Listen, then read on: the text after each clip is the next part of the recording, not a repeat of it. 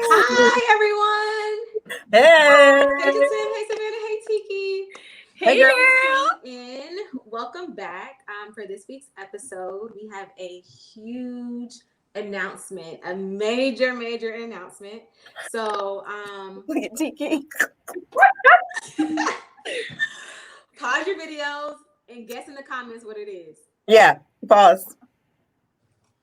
Well, they pause, so we ain't got to pause. So, what do y'all think it is? What y'all think it is? Okay, so Tiki. I'm expecting an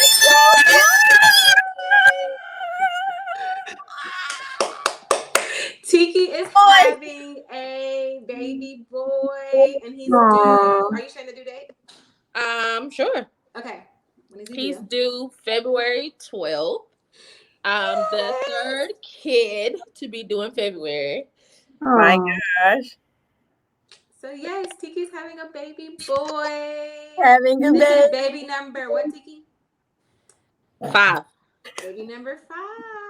Why she had to look like that when she's answering? Like, This is baby number 5. This is huge. So we're gonna have another little bundle of joy joining the Breathing Room family, and we are Yes. so excited. Yes. Today we have something special in store for you. In honor of Tiki and celebrating her, we are going to share our birth stories, things they don't tell you about pregnancy and labor and delivery. So we're going to share a little bit about our birth stories. Tim and I have one child, and then Savannah and Tiki have multiple children. So they're going to just pick their most exciting or their most interesting birth story to share. And so we're going to go around and share some of our birth stories. And of course, if you have any questions throughout, go ahead and type them in the comments. We'll get back with you and let you know. But let's give another round of applause for Tiki and her new baby. it's a baby It's a boy. It's a boy. It's a baby coming. It's a boy. It's a boy. Yay. Tiki, I'm so Okay, so excited for you, boo. yes, we're super excited. This is huge. You got another COVID baby. Now I better start quarantining up in them sheets. I better social distance in them sheets, okay? Okay. Let's get started with who has the youngest baby? Savannah. Savannah does have the youngest He baby. does. Yeah. Y'all, I saw baby Genesis at church today, and she's so chunky and cute. I love her. She weighs 22 pounds now. Oh my gosh, Avery is almost 2 and she weighs 25. Yeah, she's heavier than Eden because Eden is 21. Oh my She god. is a baby. Yes. But she's always been big. I mean, not huge, but she was 8 pounds when she was born, and she was really long. So she's just she's really tall too. Did you have a big She's belly like with her when 90 you were up to. pregnant? I don't feel like everybody, like, I worked up until like 2 days before I gave birth, and like all my little patients and everybody was like, "Oh, your belly's so small. She's gonna be a little baby." And then when she came out, I was like, "She's huge." Because y'all, if y'all saw pictures of her as a newborn, she looked big. Like she looked bigger than 8 pounds. Like the first thing I said was not like, "Oh my gosh," I said, "Oh my gosh, she's huge." I mean, for real, like like, she okay, was thanks, Mom. big. But she was so cute, like her chunky little cheeks, and it was just so cute. But anyway, I have 2 kids. So with Honor, I was really young and I was naive, so I let them induce me because her due date was around Thanksgiving. And now looking back, I'm like, okay, they just wanted to induce me so that I wouldn't like have the doctor on call on Thanksgiving. Anyway, that story, an induction, they give you Pitocin, they put you in overnight. It's a long process. Um, if I had to do it over again, I would not have been induced. I did end up getting the epidural because Pitocin, what it does is it makes your contractions stronger and back to back to back to back because they're trying to induce your labor. So my epidural only worked on one side of my body, literally, like split right down half. So I could feel these terrible contractions on half of my body and nothing on the other side. So that was pretty traumatic. I kept trying to tell them that it wasn't working. Like I was young, I was like 17, and I knew that, she was coming, and I wanted the epidural to work at that point. Like I really wanted it to work. I had no desire to have a natural birth at that age. So they kept trying to like fix the epidural, couldn't get it to work. Eventually, right before I was about to push, the epidural was not working at all at that point. Like I could feel everything. So right before I was about to push, they came in the room really quick and they were like flipping me around, and I was like, "What is happening?" They like put the head of the bed all the way back and turned me over, and they were this close to doing a C-section with Honor because her heart rate was decelerating, and they thought maybe the cord was wrapped around her neck. And so they were trying to get her to move off of the cord by doing that, but they were not telling me what they were doing. So I was like freaking out, being 17 and not knowing what they were doing to me. So I said a really quick prayer at that time. I did not have a very close relationship with God, but it worked, and her heart rate started accelerating back, and I was able to have her naturally. But I just remember thinking that I could not do this. Like I just wanted her to stay in because I could feel everything. And Yeah. I was really scared, and I pushed her out in like 10 minutes though because I just wanted her out. Oh, mama. And the funniest part about it was that because everything happened so quickly at that point, like when they were moving me around and it was like a buzz in the room, my grandmother was in the room and my mom was in the room. My mom was like at the head of the bed with me, trying to, support me. And at that time, her father and I were not in a relationship or anything, so he was not in the room. My grandmother was in the room as an extra support. She was sitting like in a chair, like at the end of the bed. So pretty much she could see everything, but she had no intention of being in that chair, like actually watching me push. But everything just started happening so quickly that she got like stuck. Grandma watched it all. So my grandma pretty much watched everything from the end of the bed. Oh my goodness. That's funny. She was like the whole time, like I can look back at pictures and she was just like traumatized, and she still talks about that to this day. It was pretty everything. Oh, that, everything. that was Honor. She was an average size baby, 7 pounds, 6 ounces. And it was a pretty long labor.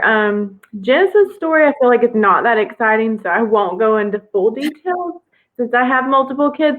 But I will say that it was a lot more of a soothing, calming experience. Like, I was married, I was older, Sean was there, he was super supportive, my mom was there. I labored kind of just latently for a couple of days at home, and then I went to the hospital, labored all night, and had her the next morning. That was, truly a perfect labor and delivery. I really enjoyed every moment of it, and I think that birth is just the beautiful thing. It really is. Oh, Savannah, that's beautiful. The traumatized grandma. Yeah. I'm going to piggyback off Savannah because I was also induced. Yeah. I went to the doctor on her due date. They told me a week before. They're like, if you have to come back before your due date, we're going to check again because my body was retaining a lot of fluid. Yeah. And they're like, okay, so we want you to have your baby before your due date, but if you don't, come back in on your due date and then we'll see how you're looking.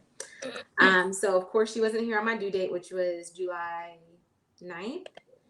And then, so they scheduled me to be induced that evening because my body was retaining a lot of fluid. I had gained a lot of weight. Like the last few weeks of pregnancy, I gained like maybe 15 more pounds. Like it was a lot. Wow. And so I remember it was the free day where they give away Chick-fil-A. Yeah. I remember sitting in Chick-fil-A and I was like, dang, like I gotta be induced. Because I knew with like being induced, I was more likely to have an epidural. And I was like, I really don't want an epidural. But I did go, me and my husband, we went to what's up, Scalini's, I think it's called. Mm-hmm. They have this famous eggplant parmesan. Eggplant pasta that's supposed to induce your labor naturally. And so we're like, you know what, let's just go give it a shot.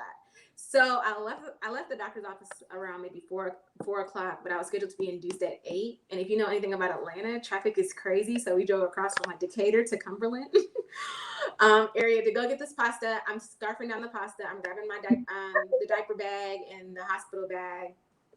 And I'm like, Lord, please let this pasta work. Please let this pasta work. I get there. I'm not really feeling anything, no contractions or anything like that. So they start the induction. I forgot what it was, but it wasn't Pitocin right away. They It was put something in your cervix sometimes. Yeah. They put something in it. Cervidil? Cervidil? Was it Cervidil? Yes, Cervidil. Yeah. So they put that in my cervix.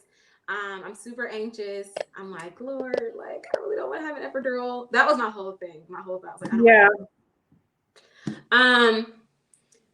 I get that maybe within like an hour, 30 minutes to an hour, I'm starting to feel contractions. And I'm like, okay, this is a little intense. And so I'm letting the nurse know. And she's like, no, I mean, I see it on the monitor, but it shouldn't feel that bad. Like, it shouldn't be that intense yet. I'm like, no, he's kind of hurt.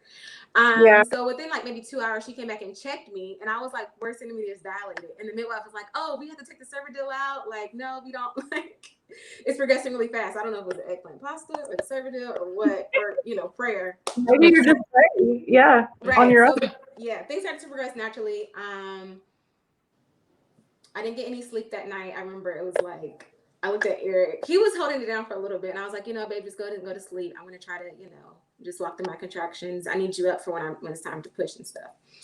So he goes to sleep. Then maybe, by this time it's like midnight. So midnight to like 7 a.m. I'm laboring, but I'm like, dog tired, y'all. Yeah. And so I went ahead and was like, let me get the epidural. So I got an epidural. And like your story, when I got the epidural, that slowed things down. And then I had to get Pitocin.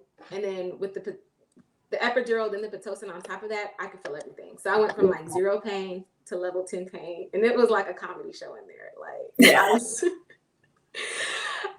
Eric was my Alexa. He was playing different. I was like, play this song. By that time, my mom came and she was trying to help me. And I'm telling the nurse, I'm like, no, take me off Pitocin. If like whatever happens after I have to take off Pitocin, because they were concerned that because my water broke, that we need the labor to start progressing quicker, so she needs to come on down the canal, and you need to start pushing soon, so no infection or anything happens like that. But with that Pitocin, it was bad. It was rough. It was, I don't. Pitocin did you ever have Pitocin? I know Jatim didn't. Did you have Pitocin, Jatim? No, I didn't have any Pitocin. I'm sorry. My husband just walked in. I put myself on mute. When he's like, what y'all I just walked right here and then just walked back out, and I was like, did he forget? What is happening? I was just like, please don't let him come in view. Please don't let him come in view. Sorry. Typical husband fashion. Right. But yeah, so Pitocin was a killer for me. Would not recommend. If you can avoid it, try not to. Yeah, I had Pitocin with Jameer and with Grace. Because I was induced with Jameer because of they were worried about my iron levels. Okay. And to me, and like everybody, it's so crazy because everybody's birth story is, very different. Very different. Now with me, I really think on delivery day, my determination kind of kicks in, and it's like, this is what I want. I don't care what y'all say. Y'all not. I turn into a whole brat. Yeah. I'm gonna be honest. I'm a brat in the delivery room. I am me. I am she. And so I was talking to my husband last night because my back is starting to hurt, but my back is starting to hurt where they put the epidural at. And so I labored, like even on the Pitocin, I labored the entire time with Jameer until it got time to push. And I was like, oh, wait, what's that on my booty? Oh, wait a minute. I need y'all to give me some of that. Give me some of that. I need it right now. And so literally, like they was like, if I would have waited like 1 minute later, then I wouldn't have been able to get the epidural. But I mean, I would like, he was right on out of there. And so the epidural really didn't kick in until after I had him. And so that was with him, with Grace. I was like, you know what? I don't care. I'm not having no epidural no more. I don't care what happens. I know they're gonna induce me, and I didn't have to be induced with her, but I had labored for like a week with her, and I was just like, you know what? Let's get it over with. I wasn't in any like intense pain. I was just like, look, I don't need nothing to happen to my baby. Where we at with it? So my doctor was like, well, I can't induce you to, because I started, but I didn't reach that 4 centimeters where they can keep you in the hospital. So that, they sent me home. And so she was like, well, just wait over the weekend and then come in on Monday. I wasn't like, where we at with it? Can we set my appointment for tomorrow? So she was like, well, we'll just call the hospital in the morning. Child went and had me some Cracker Barrel before Grace went and had some Cracker Barrel. I called the hospital. I was like, so can I come yet? She was like, no, give us a couple hours. And so once I got there and got situated and got induced and, all that stuff, the Pitocin really didn't do me as bad. And maybe because I was so determined, like, I don't care what y'all say. I don't care. This is my body. This is my baby. And I'm going to do what I want to do. And like, even with Quick, he was quick in conception and all of that. So I labored at home with him because I thought I was in like false labor, like Braxton Hicks. I was like, nah, I can't be in labor right now. No. So it started like, and his story is, to me, is my most interesting story because I've always said I wanted like the dramatic story. I wanted to be out in public in my water break, and it was like, oh my God, we gotta stop and go to the hospital. I didn't have that. This was as close to that as I got. So my boys came home about 3:30. So I started contracting about 3:30 that day. So I was just sitting there helping them with homework and all while I'm contracting. And my godmother was there. She was like, "You okay?" I was like, "No, I'm fine. It's just Braxton Hicks. It's about that time for the Braxton Hicks. It's okay. I'm all right." So that was from 3:30 to about 9. And so 9 o'clock, like, you know what? She was like, you might want to just try getting in the bath, warm bath. Maybe that'll kind of help it.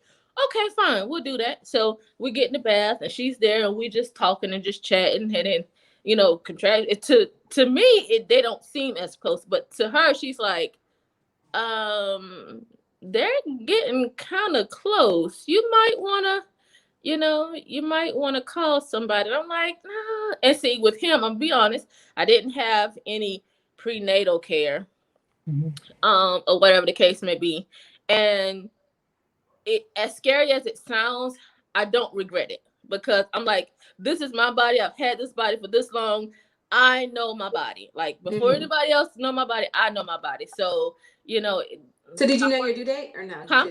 Did you know your due date or you kind of like guessed? I just kind of guessed it. Or whatever the case may be. And so I knew I was close in when he was due or whatever the case may be. And so I was like, no, I think. But she called the hospital and she was like, well, if they come, I guess 2 to 5 minutes apart. And then so she was like, okay, get off the phone. I get out the tub because I'm in the tub like an hour and a half, I think. But I'm talking and contracting and all of that. So I'm not really conscious of the time. So we get out about 10:45, 11 o'clock. And so Josh gets home. My husband,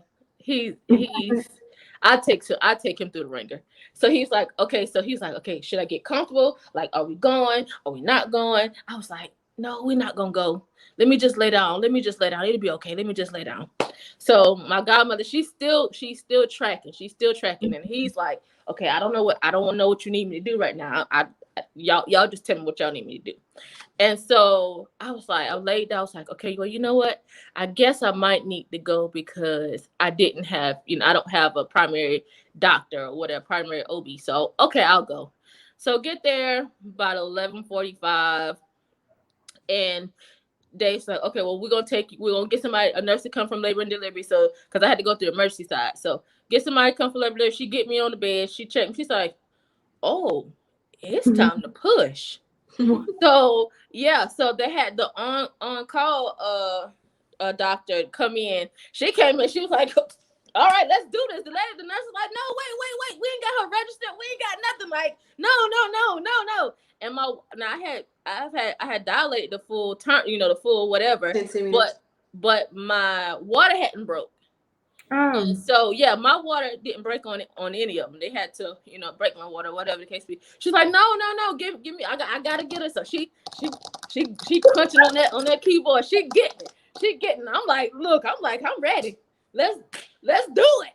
Your baby's gonna slide out. Look, but you know what though? From the time I got there, 11:45, by 12:45, he was out. Like, I was like, let's do it. So the lady, she put me up on the stirrups. So I'm having a whole conversation with her, and we pushed a couple times. Quick, come out. They take him, and I did have a tear, so she had to stitch me up, and she's stitching, and I'm just talking. I'm like, I paused while I was like, is it normal for somebody just be? I'm like, I'm having a conversation with you, and you just stitching me. She's like, oh, if you're fine, I'm fine. Well, all right. You must have a high pain tolerance. I know. Tiki, what number was Quick? What which child in which order? Okay, so he's so I said we have 5 kids. I'm only pushing out 4 of the 5. So he's number 3. Okay, he's my number 3. Yeah. I feel like it gets quicker and quicker and quicker, and with each kid you have, supposedly. That is. And see me. Out. Your baby just slid on out. And this baby don't slide out, girl. Hey, just gonna come right out. You better go to I don't need all that extra. Listen, get me where I need to be, hook me up where I need to hook up to, and boom, let's get it. Let's do it. Awesome. And I am nervous. I am very nervous about it because even though you know what to expect, there is that small ounce of nervousness.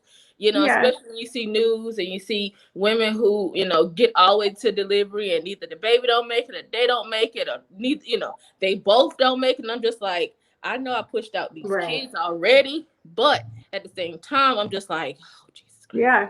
But I know I'm still on a natural train, and I will probably labor at home again. Just because, what are they going to do for me at the hospital? Right. It's true. Especially with the health disparity amongst African-American women. Girl. I think it's very, it's something always in the back of our heads. Like, are we going to be treated with respect? Are we going to be able to trust our doctors? Like, I think it was important for me to have a midwife because they knew my birth plan. They're very one-on-one. It was the midwifery that we went to it was very diverse. So I ended up having a white midwife the day of my delivery, but throughout my experience, I had African-American women, a Latino woman. But yeah, so that's always something playing in the back of your head, especially with my postpartum situation. I bled a lot. And so I was like, after she came and I was at peace and breastfeeding and having that golden hour, it was like, okay, is my body okay? Because I remember telling them everything, like, nope, I'm having a headache. Nope, this is really a migraine. Now we're like escalating up. Like, I had to be very vocal. Yeah, so.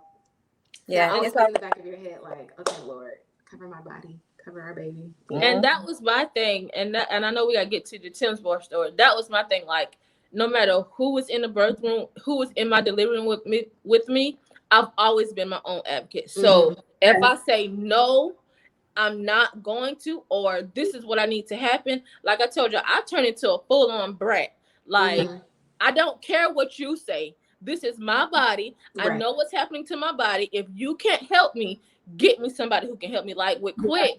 And again, it goes back to that whole adventure of his birth. So I always teeter-totter on that I'll say 7.5 to 10 point, not even a 10, maybe a 9 with my hemoglobin levels, right? That's with all my kids. So but with Quick, it had got to its lowest 5.5. So they was like, oh, well, we're going to have to give you a blood transfusion because your blood, your hemoglobin is super low. And I was like, who? Do what?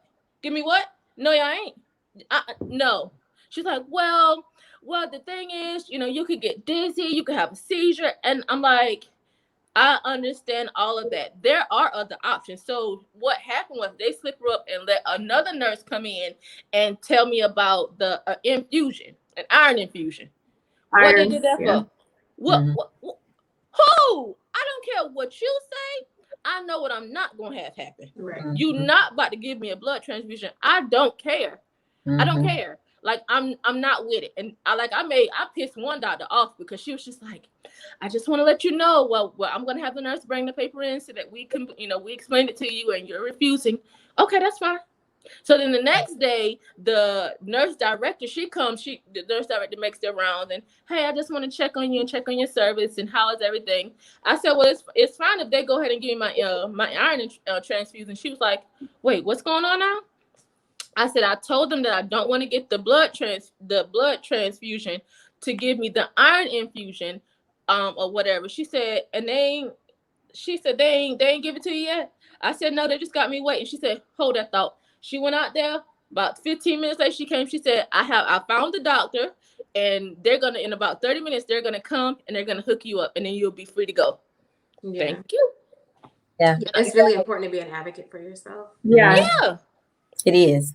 That's the reason why I don't even want to have no baby at a hospital next time we have a baby. Because they don't be listening to you, especially They as really Black don't. African American women. Just like Tiki said, we know our body, we know what's happening, and they feel like they can tell us what's happening. But I was induced as well. I did not want to be induced, but I was so ready to get Avery out. I just didn't care. I was so miserably pregnant. But I had her like right on the same day as 39 weeks, I think. Because she was an IVF baby and I had multiple losses before her, we were considered high risk. So I had to see a specialist throughout my pregnancy, and like a lot of different milestones or whatever, I had to go see a specialist outside of my regular OB appointments. And so it was, I thank God for a doctor, even though I didn't agree with everything that my doctor did as far as not inducing me when he should have, because y'all, from 36 weeks until I had Avery, I was so swollen, like so much so that everybody who saw me was like, what is going on? I remember calling Tiki and was like, is it supposed to hurt to walk? Because I'm so swollen. And like, it hurts to walk. And she was like, nah, that ain't right. And I was still teaching because I was determined to teach until I had her, because I didn't want to take off that, maternity leave is not paid for in the county.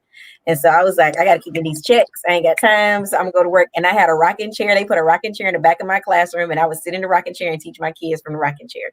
But the school nurse had to come up to my room every 3 hours or so to take my blood pressure, because my blood pressure was so high. In the week that I had her, I went to the hospital 3 times because my blood pressure was so high, and they kept sending me home because it would go down. But I was like, y'all, but I literally can't do anything. If I get up, my blood pressure spikes. So I was just like so miserable and ready to have her. Like, I just was done with being pregnant. And my doctor called me the day that I was 39 weeks, and he said the Holy Spirit dealt with me and told me I need to send you to the specialist. And that had to all be God, because I got my stuff together, and the next day I went to the specialist, and they took my blood pressure, and it was so high that they thought something was wrong with the machine. They was like, we got to take it again. It's that high. And they took my blood pressure again, and it was like 170 over 105 or something like that. And they were like, you could stroke out. And I remember feeling dizzy, like something was going on. And they went and gave me an ultrasound, and Avery was losing fluid. I was losing fluid in my I was losing amniotic fluid. And so I still had another week to go. So had I waited the week and hopefully went into labor or whatever, then Avery could have died inside because she was losing fluid, and we didn't know. And like so after the ultrasound, the doctor came in and she was like, we're about to wheel you over to the hospital, because the specialist was connected to Northside. And she's like, we're going to wheel you over because you're having a baby today, because you could stroke out and your baby's losing fluid. She was like, today's the day. And I was like, wait, what? She was like, right.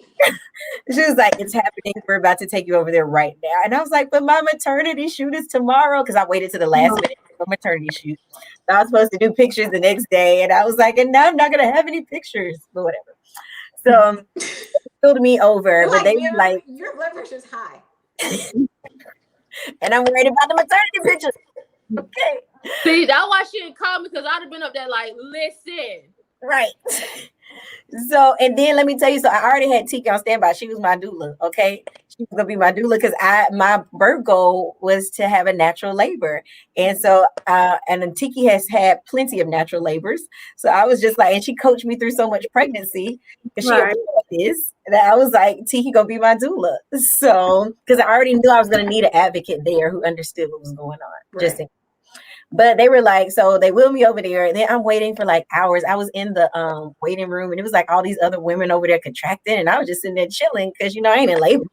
So I was just like, hopefully they get me in here soon. And so I called John, but he was out. I think he was literally like buying a car.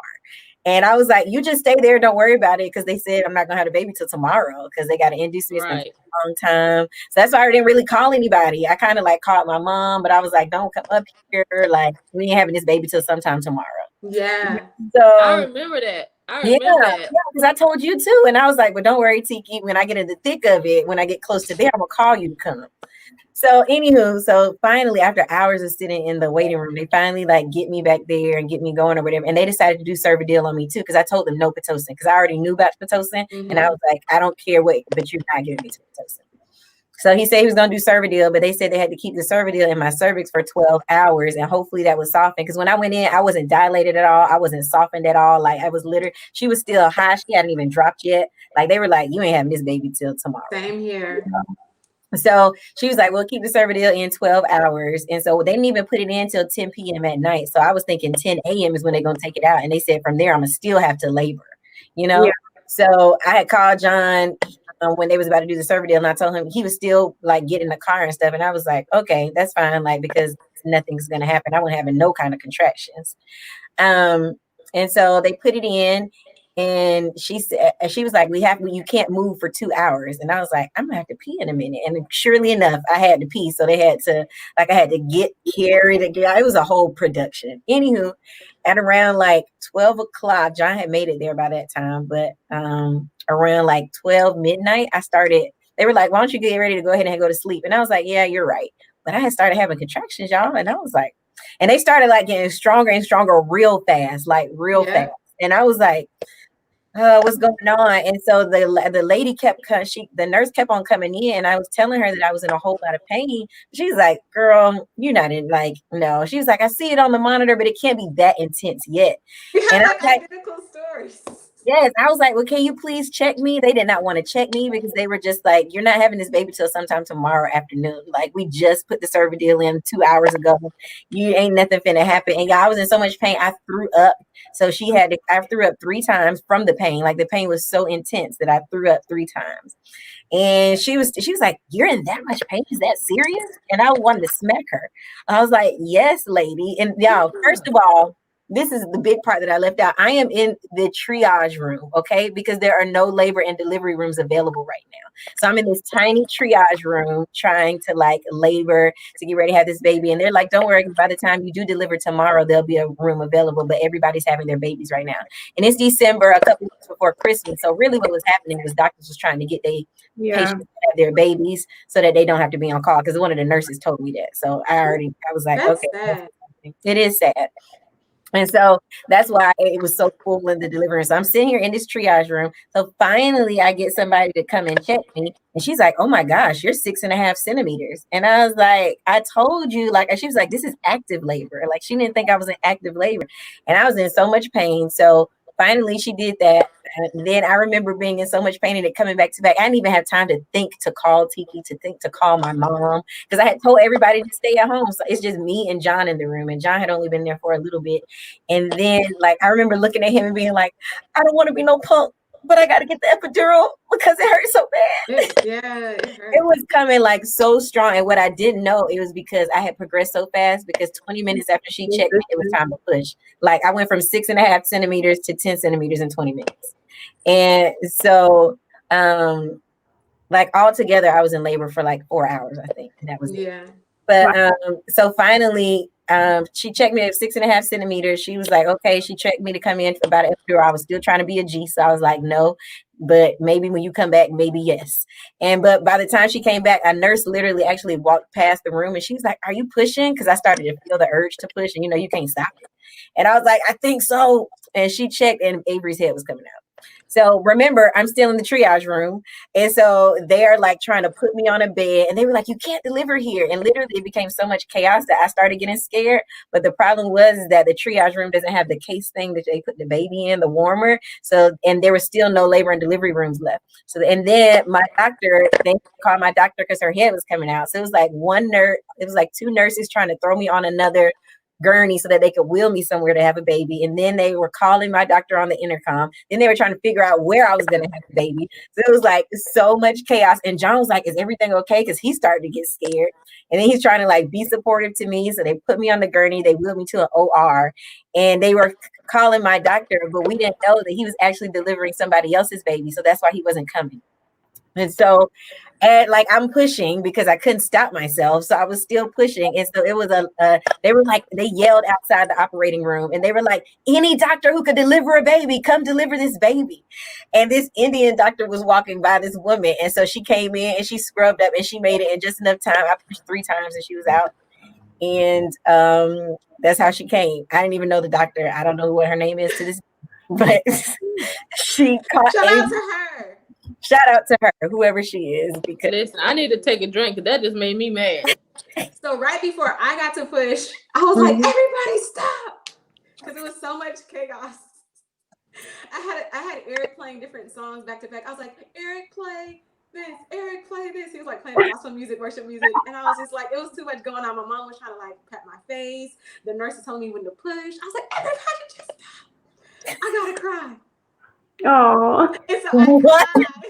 And the nurse and the doctor's like, and I'm just crying. I gotta cry. I'm just crying. I'm like, okay, let's go. And then I pushed her out. That's good.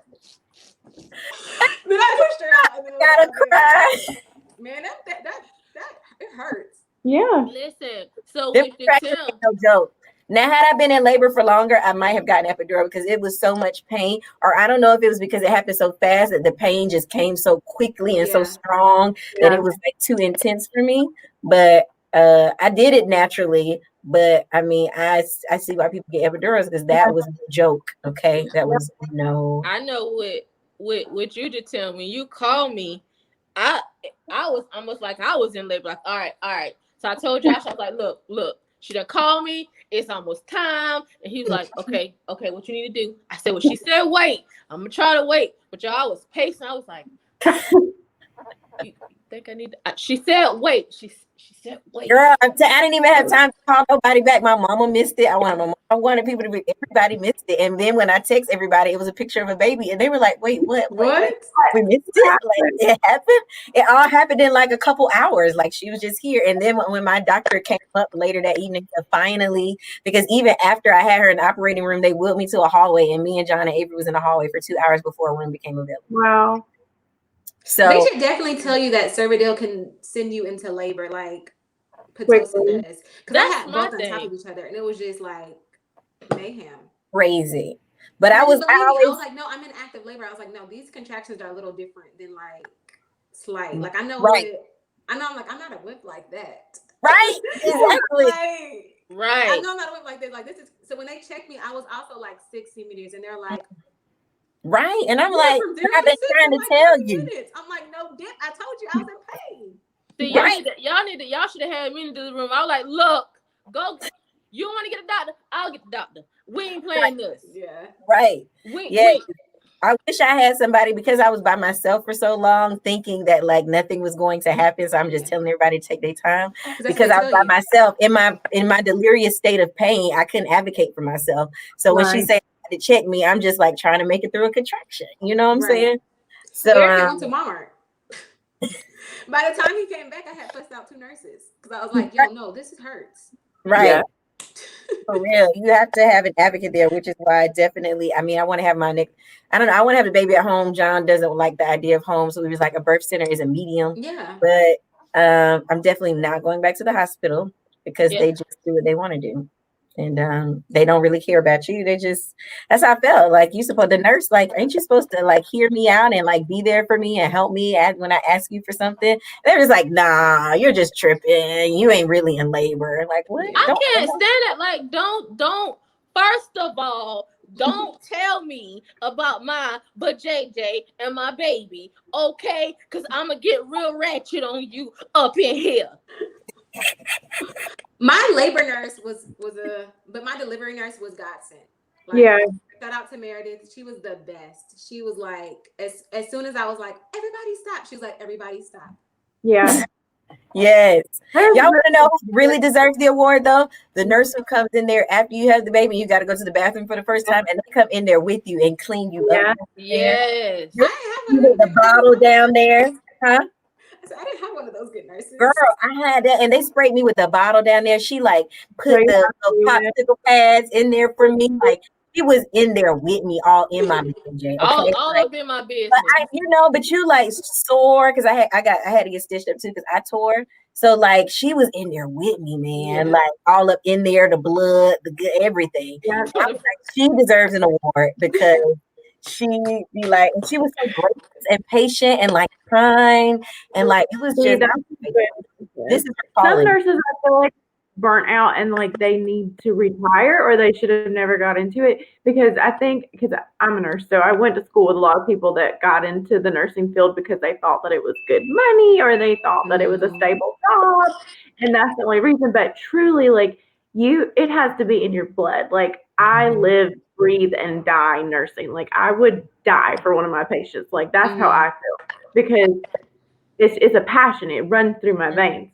If Right. you don't feel that way, you should not be a nurse Would you because ever be a doula, Savannah? I want to be a midwife. My goal is that's what I want to do. I have to get a master's degree, of course, to be a nurse practitioner, and then I can go to midwifery school. And that is actually my dream, is to be a midwife. So if my life could Yes. just pause for a minute and I could go back to school, that'd be great. I know I could if I wanted to. I'm just making excuses. But I guess I'm comfortable right now, which is not a good place to be. Could You you be don't a need to doula be in the comfortable. meantime? I'm asking for Maybe. my next baby. Yeah. I thought, Maybe. you know what? I thought I about want that a too. doula practice. I want to like own a doula I practice. love Grace. I love her. Yeah. I was We can all gonna become doulas. right. And then hire us when you have a baby, guys. Okay, we here. The Baby, Breathing I got Room you. Doula team. The I Breathing got Room you. Doula team. There we go. There we go. We should I'm gonna open be a playing birth worship center. music and lighting the candles. Tiki gonna be advocating for Yeah. you. He gonna be cussing out Yeah. doctors and nurses. Miriam gonna be playing your worship music. Savannah gonna be talking you through the breathe. She gonna be giving you all the medical like Pitocin's gonna do this too. Yeah. I not want to do Pitocin, but this is And I'm gonna be the one that's no, you don't have to do that. Like the whole story about how your water broke, so now you have to push her out right now. That's a lie. Like I know all this stuff. So like Right. no. Yeah. That's the I'm thing I don't like is the fact that, you know, it like has you were happened saying, within 24 hours, not 2 hours. they be trying to get you in and out yeah. Yeah. and rushing your body. Mm-hmm. Yeah. Or the fact they'll It's tell you, oh well, I know you're experiencing the pain, but it's not that bad. You're okay. You got at least an hour. And then Jatim over here throwing up. Like what? Right. I was like, that should be a clear sign that I'm in that much pain. Like I've been thrown up and yeah.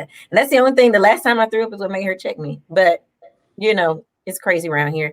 I said that I was gonna labor at home, like with the next baby and with Avery. And my doctor was like, you will have a car baby. Don't ever labor at home because you had a baby. Oh, because she came so fast. It came so fast. Like it was like nothing to Your hear. baby can't come until your water breaks. So if you labor at home, unless your water break and your mucus plug come out, you ain't having no baby at home. So you can may be labor an at exception. home. But Right. your water can break when you're pushing, Tiki. That's what happened to me. Your water broke while you was pushing. Yeah, like they didn't break it. Like it just broke right before I was about to push. So I like don't know what happened if my water ever. I don't know if it happened. It happened so fast. I don't know what was going on. I was like 9 centimeters. It just burst all of a sudden, and then I was ready to push. Is the way mine happened. Yeah. Oh man, the things we go through in these bodies for these babies. I'm trying So to we tell you. love them. Oh, one day we have to bring the babies on. Yes, to show you our little babies. I've got Genesis right here. Genesis. Oh yes, bring Genesis. Avery can't come down here. No. I've got my Wild and crazy. Should be going down my shirt for the breast. Hey, Hey, boo. Hi, baby girl. Oh my God. Like what y'all doing to me? How many months is she, Savannah? She's 8 months now. Look, Oh my goodness. She looks like Sean, Savannah. Can you clap? Clap, clap, clap your hands. She's not gonna She's do like, it. wait, what? She's like, nah, I nothing. gotta adjust. Right? What she's gonna want to do is nurse if she Right. stays. She's gonna put on your shirt in a second. That's why Avery's not coming down here. I feel like that's all I am to Avery these days is a cow, but whatever. Yeah.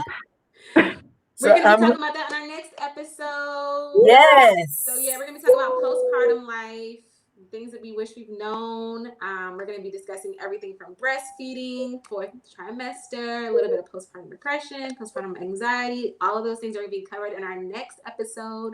So tune in next week. We hope you enjoyed this episode of labor, delivery, and pregnancy. Congrats again to Tiki. Yay! Clap.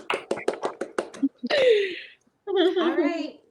Well, you guys have a wonderful day. Make sure you like and subscribe to this our channel. And we will see you again next Wednesday. Peace out. Peace out. Bye bye.